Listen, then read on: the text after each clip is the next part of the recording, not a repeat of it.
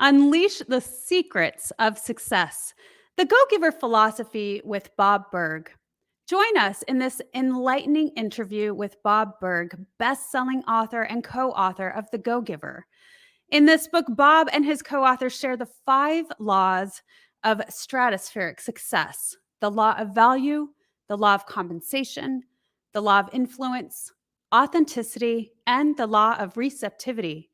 Learn how to shift your focus from giving and how giving value to others is the key to success in your personal and professional life. Bob's insights and principles gathered from decades of experience in the business world will transform how you approach success and fulfillment. Join the conversation, don't miss out, and you're about to go on a wellness-driven ride.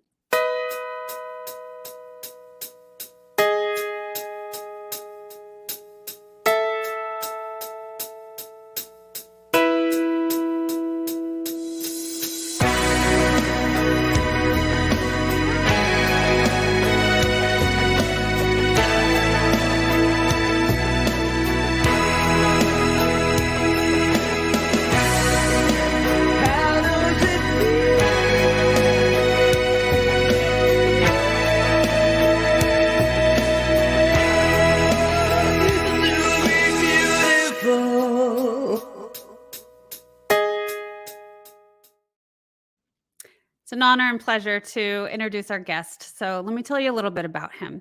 Bob Burg is a successful author and speaker who teaches entrepreneurs and sales professionals how to grow their businesses. He is best known for co-authoring The Go Giver, a business parable that has sold over 1 million copies.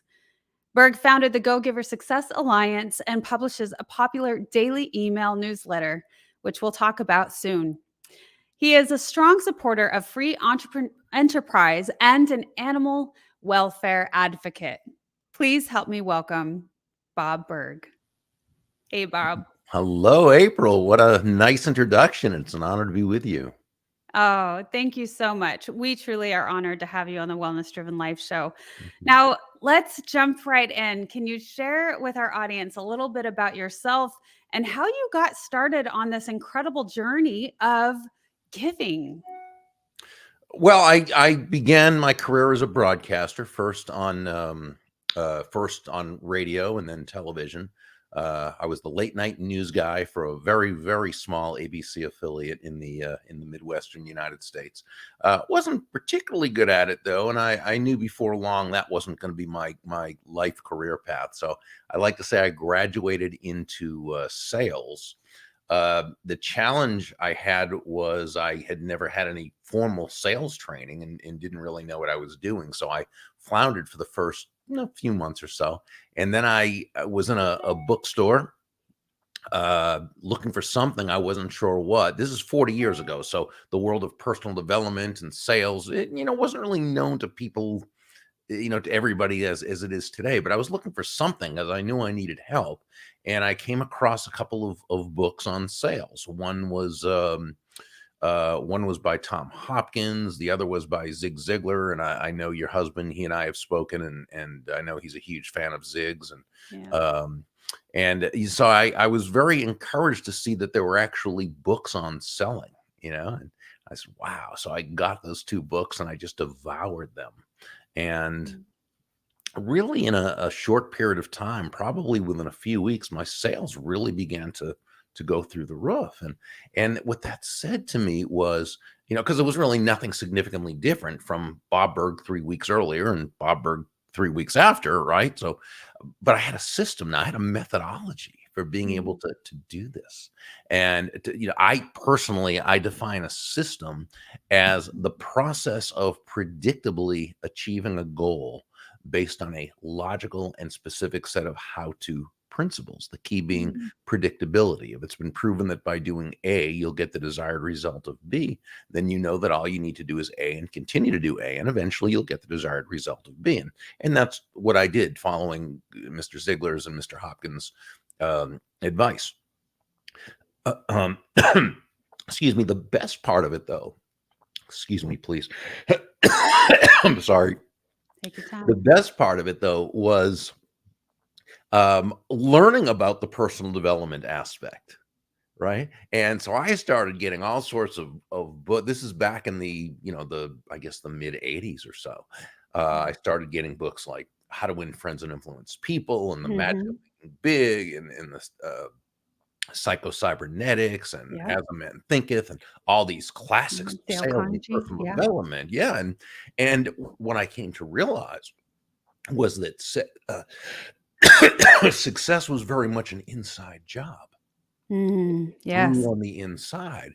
Now, your success manifested outwardly, but it all came from what you were feeding yourself, Yeah. and then taking action on that, of course.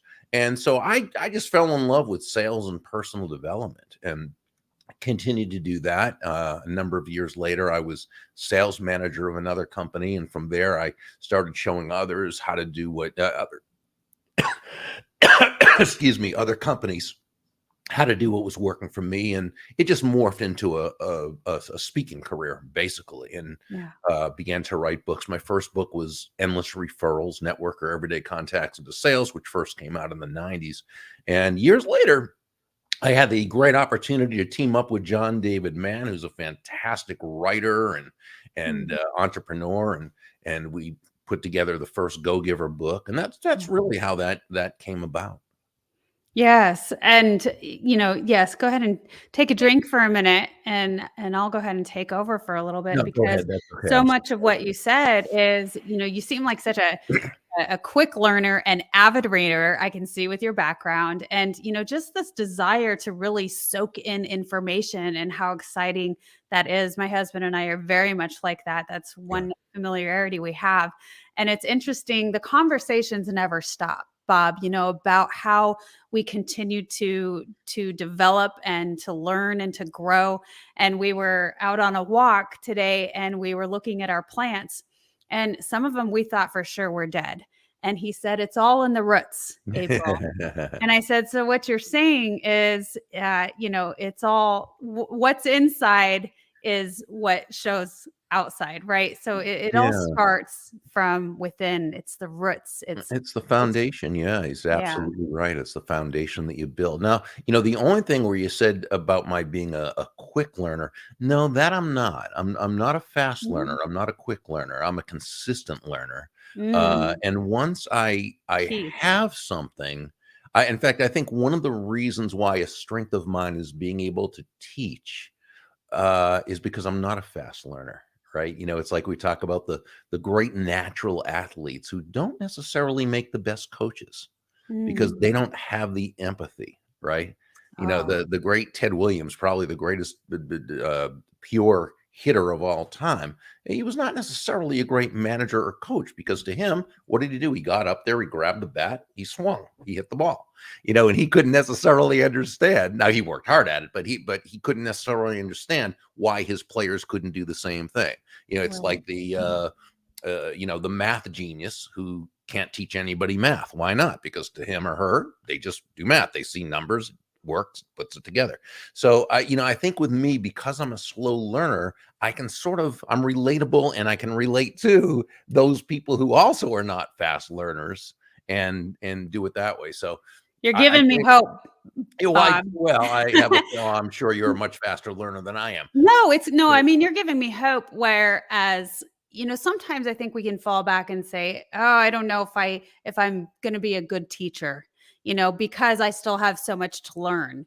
I think when you're a life learner or an avid learner and you wanna continue that, you say those things. But you're right. I think that a lot of the best teachers really are the ones who have experienced the most and that they can show up empathetically. Exactly, and that's the key word, empathy. To be Mhm. able to get, on an Yeah, emotional level where that other person's coming from. absolutely. So, and in essence of your book, The Go Giver, it's really about, all of this giving and the five keys, right? The laws, the value, compensation, influence, authenticity, and receptivity. But so much of what I love about your books, Bob, is that it's in story form. It's like it's very similar to, and I'm not going to say this in the right way, but it's like biblical teachers. It's teachings. It's Thank you. story form. And so it's easy to relate, and you want to, come in and hear more and listen more and tune in. So I think you guys were brilliant when you decided to do that. What made you decide to create it in that way? Well, all my books before teaming up with John and since have all been how-to books. That's how I Mhm. write because I'm a how-to person. I'm step one, step two, step three. Right. Endless Referrals was a how-to book for salespeople and entrepreneurs who knew they had a great product or service. They believed in it. They knew it brought fantastic value to those they served, but they didn't necessarily feel comfortable going out into their communities and creating the types of relationships where people wanted to do business with them directly and or refer them to others. So it was a Mm. step-by-step how to Yeah. cultivate those relationships. My Yeah. I guess saying, a foundational saying has always been that all things being equal, people will do business with and refer business to those people they know, like, Like and and trust. trust. That was the theme. That was the premise of Endless Referrals. Right. And I thought, what if we could take that basic premise and put that into story form? Because I think, Mhm. you and I know, we all know, I think intuitively, that stories connect with people on a much deeper level. It's Yeah. really heart to heart. And Why we have the and show. exactly, exactly. Stories. And so fortunately, in the early 2000s, the early aughts, I think they say, right? I was writing a monthly column for a magazine, and John David Mann happened to be the editor in chief. So I got to know John and his brilliant writing. And even back then, everyone who knew him in his circle knew this guy was just a genius. He was brilliant, great storyteller, and he has since, by the way, and he's co-authored tons of books, not just with me, but with others. He's also written mystery novels and everything. I mean, the guy's a genius. And so I thought about, could we put this kind of theme in the know, like, and trust theme into a story form? So I asked John, I just said, I'd love to do this, but you're the only one I want to do this with. I know that you can make this thing really come alive. And yeah, he was still busy at the time, so it wasn't a done deal or anything. But fortunately, he and his well, then fiance, now wife, Anna, they were in the Tampa area visiting her mom. I live across the state in Jupiter. They took a 4-hour drive. We had about a 3-hour dinner and talked about what the book would look like, what we do with it, what we expected, and so forth. And about 3 weeks later, he called and said, "Yeah, let's do this thing. I think we got something." So it took us really just a few months to write it. With it, of course, John was the lead writer and storyteller. Believe me, this guy. But interesting is that it got turned down by, I think, 24 New York publishing houses before the Oh, I didn't 25th know one that. accepted it about a year later. So it took us a while to actually get a publisher for it. Wow. That's amazing. That's a Yeah. great story. And now look at it. It's I mean, it's kind of historical almost. It's one Oh, of the best books go to that we have in our day and age. And wow. again, what a pleasure it is to speak with you. Um, Likewise. there was a little tidbit that I learned about you. Your father talks a lot about tact. I would love to know a little bit more about that, because so much of that is really what you know made you who you are and how you view things. Yeah, I really learned about people skills from observing my dad. The guy had the most natural people skills that Mm. I've ever seen. Just, he'd go somewhere once and everyone just loved him. And with him, it was just very natural. He had a true love of people and an interest in people. He wanted to bring out the best in others, and just did so in such a genuine way. And a very tactful person. He could say things to people in such a way that he could get his point across, and yet people didn't feel defensive. They didn't feel right and put down, and so forth. And Dad always said that tact is the language of strength, Mm. and I love that definition. Um, because really, it takes that emotional strength to not just, react. Going back to, to Zig Ziglar, who said there's a big difference between reacting and responding, right? Yes. When we react, we're letting someone else or outside circumstances control us and our emotions. When Yeah. we respond, we are in control of our emotions and Yeah. are in a much better position to take a potentially negative situation and turn it into a win for everyone involved. Yeah. And so to have tact means you've got to first be able to control your emotions. It's not shooting back that nasty text or email to someone who says something that really, kind of brings out some negative feelings in you, or in person or whatever. So yeah, so tact is really the language of strength, and it's that Mm. it's a way of communicating an idea to someone that they ordinarily would not be open to, not be receptive to, and doing so in such a way that, yeah, they are open to it, and they're much more likely to be accepting of you and your ideas. I love that as well, Bob. It's brilliant. It's really you're right. It is taking back control when we're responding, for Yeah. ourselves.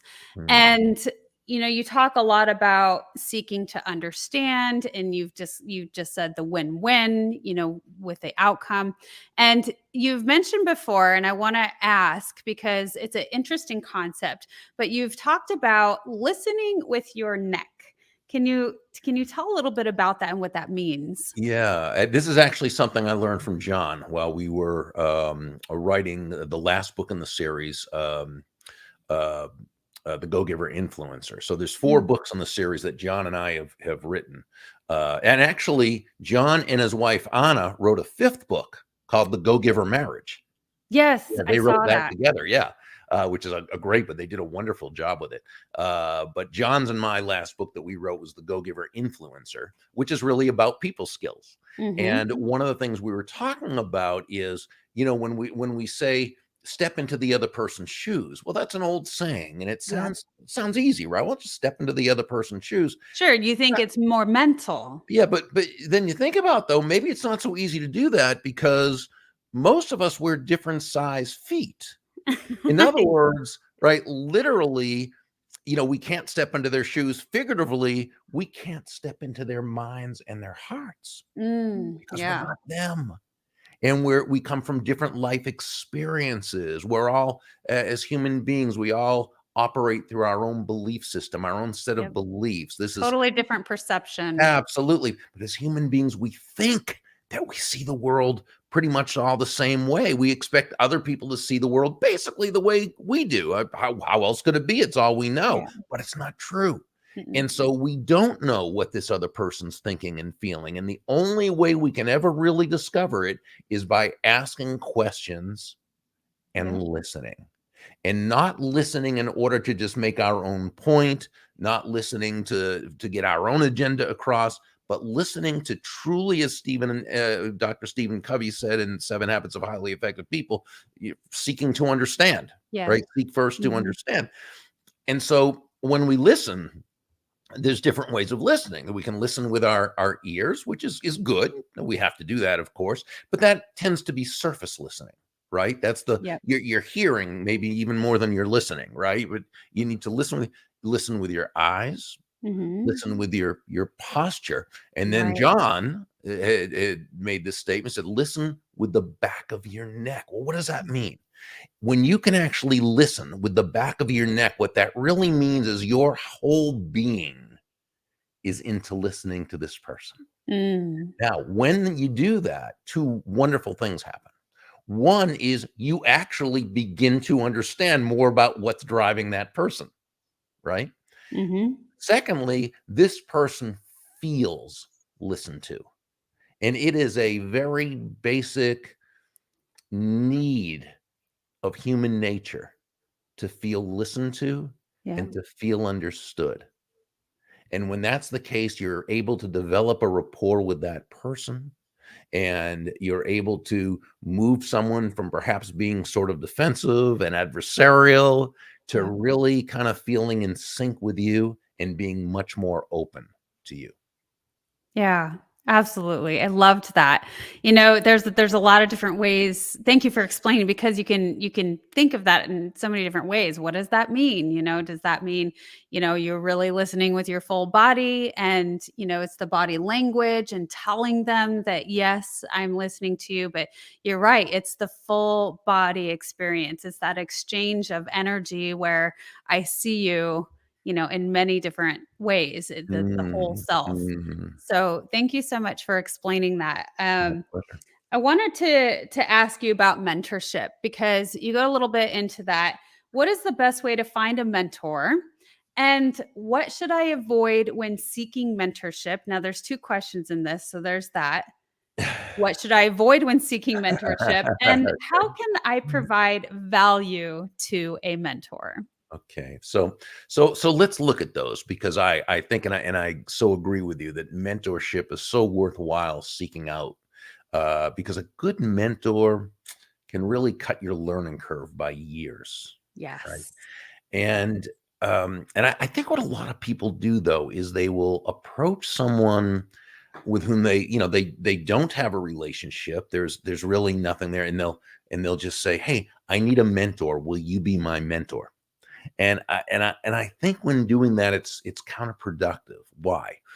Because first, um, it if you want this person who you don't even know well to be your mentor, the chances are they're probably someone who a lot of people want them to be their mentor. And so they're, in other words, they're asked all the time, and they only have so much time or Mm, inclination to do something like that. So when you kind of just say, "Will you be my mentor?"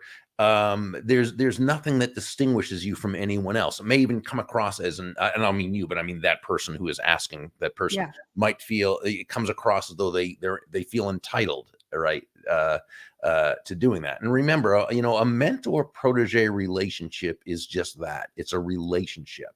You don't ask someone to marry them before you ask them for a date.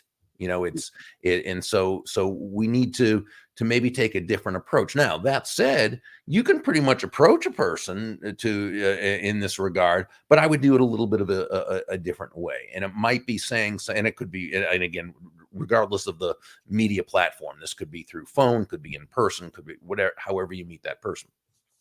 But you could ask this person, "Hey, I know you're very busy. And if this is something you either don't have time to do, or just for whatever reason you'd rather not, I'll absolutely understand.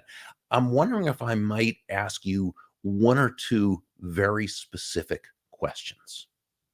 Now, what have you done when asking this way? I think there's a few things. You're clear. One, yeah, well, yeah, and that's the third one, and I love that. Absolutely, you picked right up on that. The first one is you came at it from a place of respect, not entitlement, but just realizing it's a big ask, just asking for this person's time. You did it very Mhm. respectfully. Two, you gave them the out or back door by right up front saying, if this is something you're either, if you're either too busy or just for whatever reason would rather not do this, I'll absolutely understand. This is the out or back door. It's an emotional escape route. It makes a person feel very comfortable with you because they Mhm. know you're going to respect their time. Anyone who gives them that kind of an out is much more likely to be respectful of their time than someone who doesn't. And I call Berg's law of the out or back door, simply says the bigger the out or back door you give someone to take, the less they'll feel the need to take it. Ah. Okay. And then Oh, the that's third great. part, the third thing is exactly what you said. You were specific. You didn't say, "Hey, can I pick your brain?" which says to them, "Okay, another person who's going to waste my time with a bunch of senseless questions." It's, no, Mhm. this person obviously knows what they're looking to do Yeah. and what they're looking to ask. Okay. So the chances are, and again, not always, but the chances are the person's going to be sure, say, "Sure, what can I do for you? How can I help?" Now, Yeah. you want to make sure that you have researched this person so thoroughly that you don't ask them anything, the answer to which you could have found out beforehand. Mm. Okay. Mm. So, assuming that's the case, you're going to ask you a couple of questions. You're not going to take up much of their time. You're going to thank them profusely, let them know how valuable this is, and you're going to apply the information right away. And if it's okay, I'll circle back with you, or follow up and just let you know how things are going. They're going to say, "Oh, of course, yes, please do." Now, as the second that this conversation's over, again, whether it's phone or Zoom or in person, whatever, I would write a personalized, handwritten thank you note to the person. Very brief. Yeah. It just says, dear Mr. Johnson or Ms. Smith, or first name, however the relation's been established. Thank you so much again for taking time out of your busy schedule. Your wisdom is priceless. I'll be applying it right away, and we'll let you know how things are coming. Best regards, sign your name. Put it in a regular envelope, hand stamp it, not a meter machine stamp, but a regular stamp or commemorative stamp, so it's personal. Send it out that day. Now, I do one other thing, is find out, and you can do this again through just online, or if not online, you can ask their administrative assistant, but find out what their favorite charitable cause is and send just a small, doesn't have to be anything big, a small donation in their name. It'll get back to them. They'll be notified. That's brilliant. And we don't, it's not that you do that to, kiss up to the person or anything like that. No, you're just, again, communicating that you respect the process, that you appreciate them, that you want to do your best to be able to. You value their opinion on their choice of, where they're serving and doing better good for. Exactly. Yeah. Now, the next time you speak with this person, it might be a few weeks later, you follow up, you let them know what's happening, you maybe have another question. And if a mentor-protege relationship is supposed to develop over time, it will. And it will. Yeah. Now, Absolutely. it might be that that's only 1 or 2 conversations you're going to have with that person, and then someone else might be, and someone else, and then you might find that ongoing mentor, or you might have a few different people who you ask for advice. You never know. Okay. So here's my suggestion, is to go about it this way, as we've discussed, but don't be attached to the result. Don't be attached to having to find that one person who's going to, because it doesn't always happen like that. Not Sometimes caring what the end result will be. Exactly. Yeah, And absolutely. and then you would ask, and I apologize, one other what can you do to be a good protege? So, to add value to your mentor. So, aside from, from thanking and being appreciative and doing those kinds of things, basically it's anything that you feel you can do where you can add value. So there's someone who might be really good with technology, right? And this mentor is a little older, and then they're not quite as good. So you find ways that you can help, maybe, tweak their website or do something that helps, right? You never know. Or it Something might you be, can if you're do. in town, you could pick up their laundry. Who knows? Or if it's, you know what I'm saying? I mean, you make yourself get around people. I used to, when I had mentors locally and so, I'd go to their office. I would do errands for them. I wanted to make myself valuable. It didn't matter how, right? Yeah. But again, it doesn't matter. It could be long distance or whatever. You might know they're a collector of books on ancient Roman whatever. Well, find a first edition copy of that book and buy it and get it to them as a gift. Again, you can do anything that they remember of value, which is defined as the relative worth or desirability of a thing, of something, to the end user or beholder. It's always in the eyes of the beholder. It's what they find to be of value, right? Right. So if they find it to be of value, it's not what we find to be of value, it's what they find to be of value. So anything you're going to do for them to try to bring value to them, it's got to be based on what they would appreciate. Yeah, it's this beautiful exchange of giving and receiving, and it's that, continuous movement. And what Mhm. I think is golden about what you've said, Bob, through all of this is, when we can apply this to anything in all of our relationships. You talked about having a mentor and how you go about it. Makes me think of a job interview, right? We wouldn't go to a job without researching the heck out of them. Yes, absolutely. What that agency, that department, that, whatever it is. Mhm. And you need to know all of the stats, everything about them, because that's how they know that you're going to be a good fit, that you care, that you're going to be proud to work with them and alongside Exactly. them.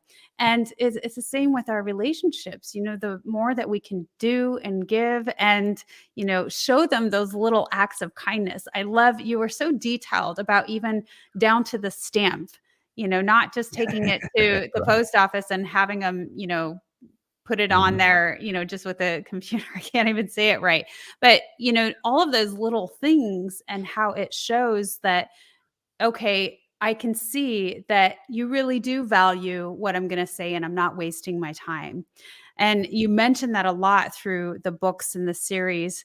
And so that's what I really appreciate it in that story form. Thank I you. want to make sure that everybody knows how to contact you. And so I have your website. It's also going to be in the description of the link. So many of you are going to be watching the replay on this. And then also, this is really invaluable right here. If you go to burg.com/daily-impact, that's exactly what it is. It's a daily impact of wisdom and words that Bob has. So if you want to say anything else about that, Bob? I know we have maybe a couple more minutes, but what else would you like to share with the audience today, sir? No, we send those out Monday through Friday, and it's a lot of fun. So we welcome people to subscribe to it if they like. And it's just been a delight and a joy to be with you. And enjoyed meeting your husband earlier. The two of you are a fantastic couple and doing Thank you. such great things for people. Thank you so much. We absolutely appreciate that and you, and really looking forward to bring more people to your work because it's truly incredible. More bits of knowledge in a great way that's being shared. So I want to let all of our guests know that again, look at the description. If you have comments, leave them in the comments section below. And goodbye for now, and we will see you tomorrow.